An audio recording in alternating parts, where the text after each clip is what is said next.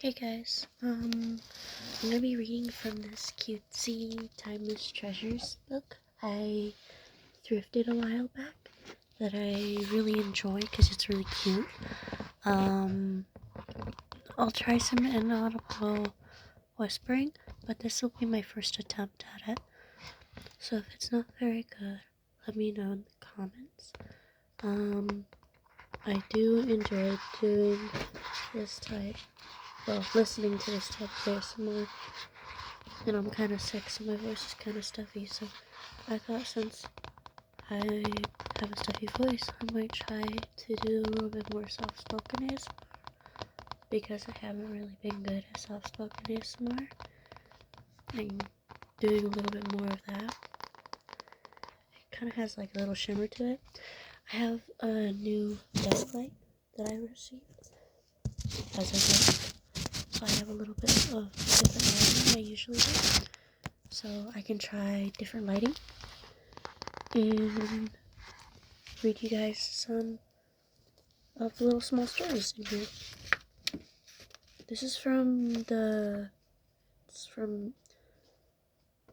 Emilie Barnes.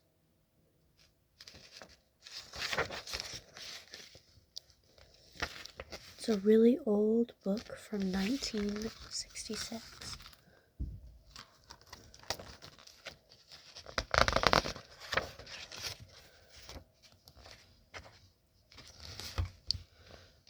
The first section is labeled Where Your Treasure Is.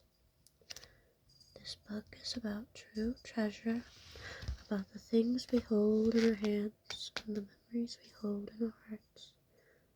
It's also about the stories we make up in our lives. Again and again, when I was preparing this book, I asked for friends and acquaintances to tell me about their treasures, the objects in their lives that held special meaning for them. Their eyes would light up as they would tell me a story. These men and women entrusted me to precious tales about where they came from, about the people they loved, and the people who loved them. They shared stories about how they lived and about the objects they chose to surround their lives. Dreamed aloud of the treasures they once passed on to their children. I asked the woman who cleans my house, and I was treated to a beautiful story about a loving grandmother, an inherited Bible, and a mysterious closed room. I asked the nurses at my doctor's office, and I learned the collections of these and their antiques furniture. I learned that one nurse is an only child, another has a weakness for teddy bears, and yet another received a miniature oak chest for high school graduation. I passed out questionnaires and seminars and received a shower of touching, delightful stories about antique beds, family cowbells, and buttered noses, plus a recipe or two. As I listened, I discovered a new truth. A man from Dali said long ago, our hearts when found in the vicinity of our treasures. And so is this book about treasure. But what also means it is a book where the heart is. It is about the special objects in our lives that speak to us, about love, hope, and memory. It's about preserving yesterday and passing on to tomorrow in the form of objects we can see, hear, smell, and touch. The poet Ezra Pound said it well, what thou lovest well is thy true heritage. And what is true of any of us, our timeless treasures symbolize what we value most in our lives: love, joy, beauty, hope, family, a delicate cut glass vase, a brawny set of antique tools, a child's drawing, grandfather's memoir. Any of these can be a timeless treasure if it brings to your mind your most beloved relationships, your dearest memories. It inspires you to reach out and share your story. long before you finish this book, I hope you will be digging through your storage boxes, flipping through your photo albums, picking up items one by one and telling their stories to your children. I hope you'll be dusting off your pen or your computer, pulling out your half-forgotten scrapbook, working once more on that box of old hankies you hope to someday turn into a baby quilt, or those bits of yarn once destined for an afghan for your sister. Your timeless treasures represent your true heritage of love and memory. They tell your story, a story that is worth telling. Keep them close to your heart and pass them on. Emilie Parts. To the first full story.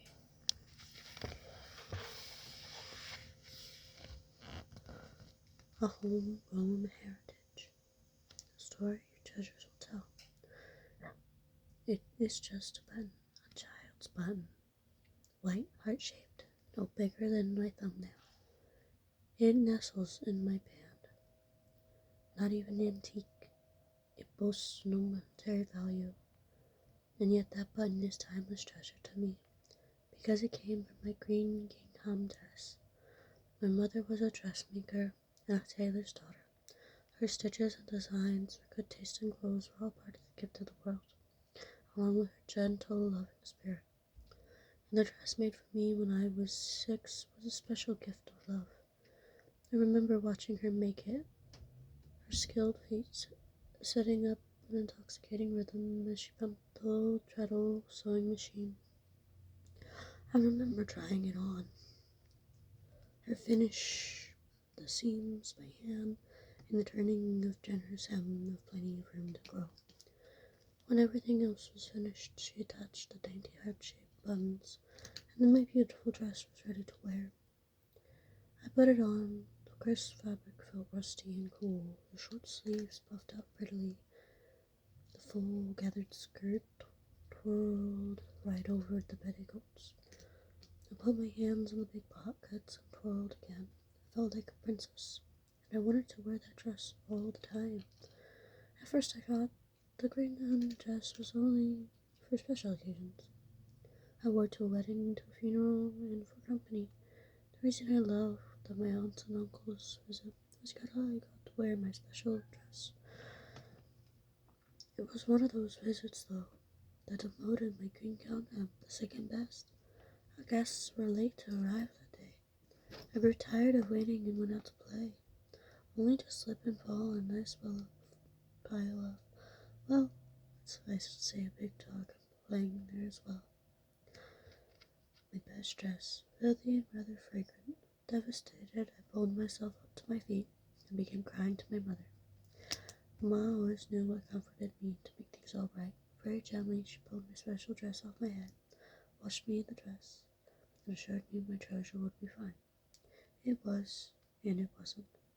The dirt came off, and the dress was no longer new. But by the time I started school that fall, the green gown dress had become a school dress. Mama made me a new best dress out of the same patterns, but wasn't the same. I still loved the green gown, and I wore it whenever I could. My legs grew longer, and the green handle just grew shorter. Mama let me grow out the hem and sewed on a band of white rick-rack so the hemline wouldn't show.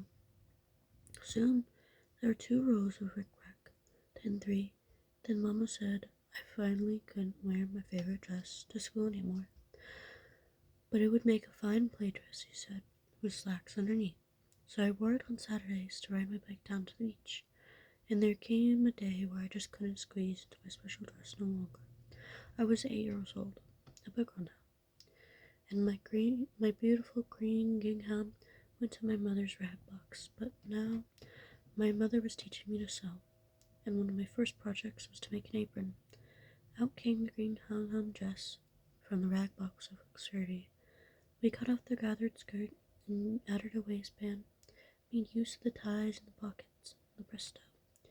My old friend had become an apron with leftover fabric. Me and Mama made a pair of pot holders, and the little heart-shaped buttons were snipped off and returned to Mama's button box. I wore my apron proudly, as Mama taught me how to cook and clean. The pockets were big and handy, and put tidbits of trash as I cleaned them. Each little room. The skirt section that had grown too short was just the right size to protect my other clothes. The potholders protected my fingers as I pulled out the pots and pans and stirred the food, but the aprons were outgrown after time. Eventually my dress turned to an apron, grew tattered and stained, and back into the rad box it went. I saw it next to the torn pieces. I wished we had saved some to make a quilt. Instead, now soft cotton made fine cloths for dusting and wiping up sections.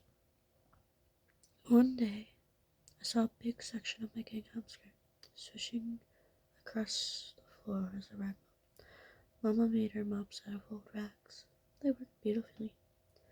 The white heart buttons popped up on several subsequent dresses and a couple of flannel nighties.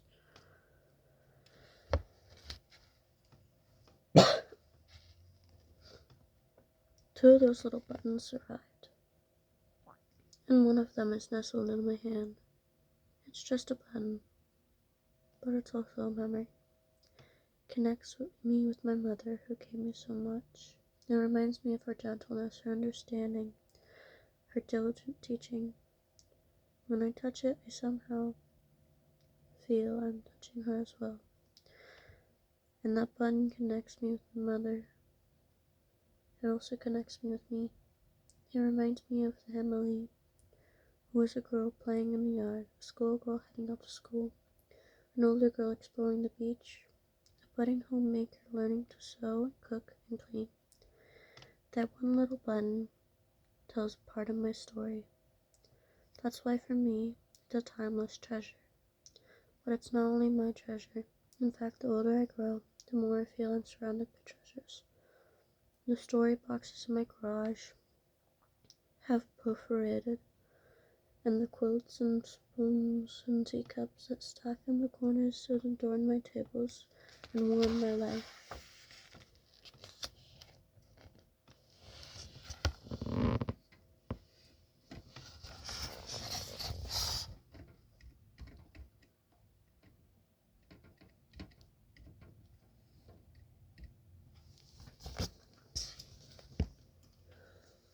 For me, a walk through my house is like a group of old friends. Almost everything I encounter comes with a story attached. This exquisite tiny sugary bowl and creamer was a gift from some old ladies who approached me at a workshop. Gave me something in return. Their generosity and thoughtfulness warms my heart whenever I look at their gift. The elongated wooden bowl is a flea market find, a prize from one of my many treasure hunting expeditions. When my husband Bob and I first married, we shopped garage sales. I thrifted shops, because that was the only way we could afford to decorate our home. Today we do it mainly for fun. We still bring home a treasure from time to time. The quilt in the guest room calls. Several visits to our Amish community in Ohio. The simple beauty of the Amish lifestyle struck a chord deep within my soul, and my spirit calmed when I look at the gentle colors and the smooth, soft fabrics. The tangle of silk flowers and the vines arranged artfully on top of the armors are testimony to my daughter Jenny's exuberant spirit and talented hands. The clay pot that holds many pencils, sculpted out by our son Brad when he was still in high school. Some of my treasures have monetary value. The English porcelain, a silver bowl for my wealthy auntie, a signed edition of the Agony and Ecstasy that belonged to my mother. Some are only treasures of my heart. An apron with my grandchildren's handprints, my mama's handbag, and hankies. my prayer basket with my Bible and journal, and an old hanky. Some treasures I've gathered deliberately, like a collection of English bone china teacups and silver teaspoons. Others eased gradually into my taste, like my auntie's ruby-colored glassware, which I hadn't appreciated until I saw it on the table with her china. And some, perhaps the most precious, were created with the explicit purpose of capturing memories. For each year, for example, we take a family picture and write down memories for our once a year.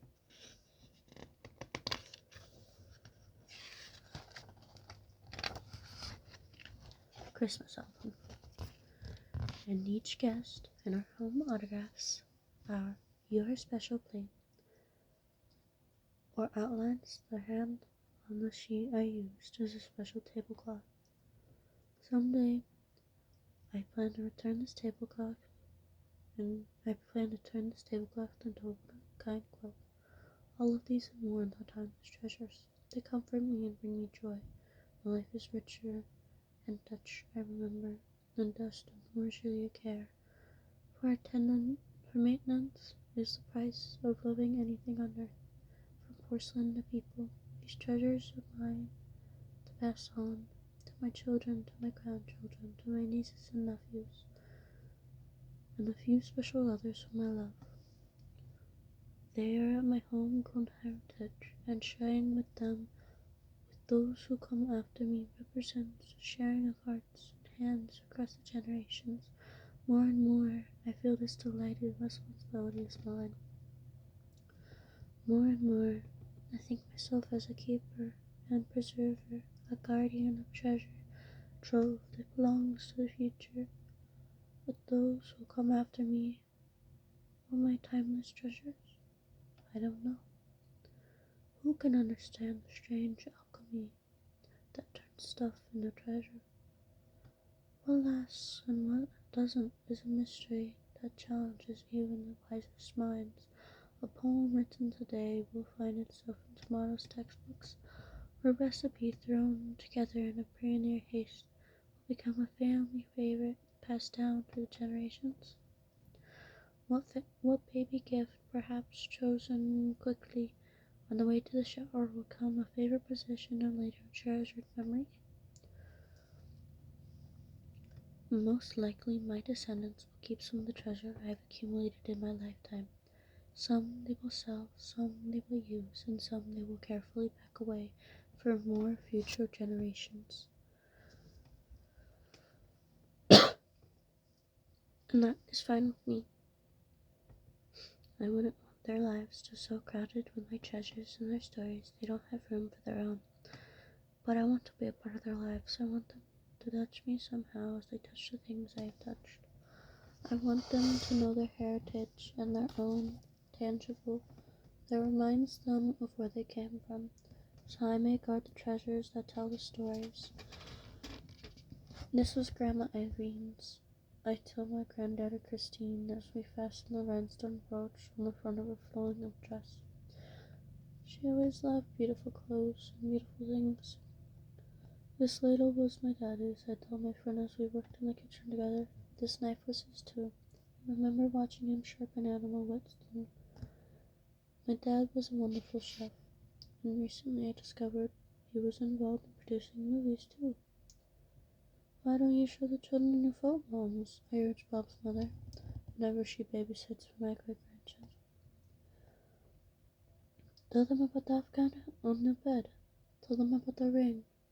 Wasn't it your sister's? Unless, I tell the babies, is a button that came off my favorite dress when I was a little girl.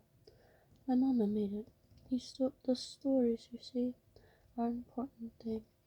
It is the miracle of memory that transforms a house full of stuff into a heritage of love and connection.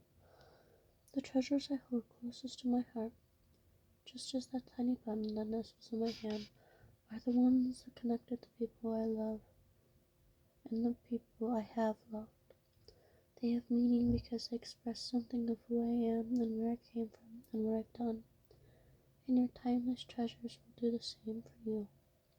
The treasures in your life are the ones that tied to your heartstrings. Some are beautiful, your great-grandmother's banana, the engraving of your husband for your birthday. Some are valuable, an heirloom diamond reset. Suit your taste, a first edition of Ben Hare or Gone with the Wind, your great-great-grandfather's Civil War diary. Your treasures may be silly or sad, terracotta cat playing a bagpipe or strawberry letters and love long lost. Whatever your treasures are, they tell a story about you, about what you love or value or believe in, about what makes you laugh or cry. Your treasure is your homegrown heritage. It may just be a bun, or just maybe a photo to watch, or a box of recipes. It is still a heritage worth preserving, worth sharing, worth passing on. It is still a timeless treasure.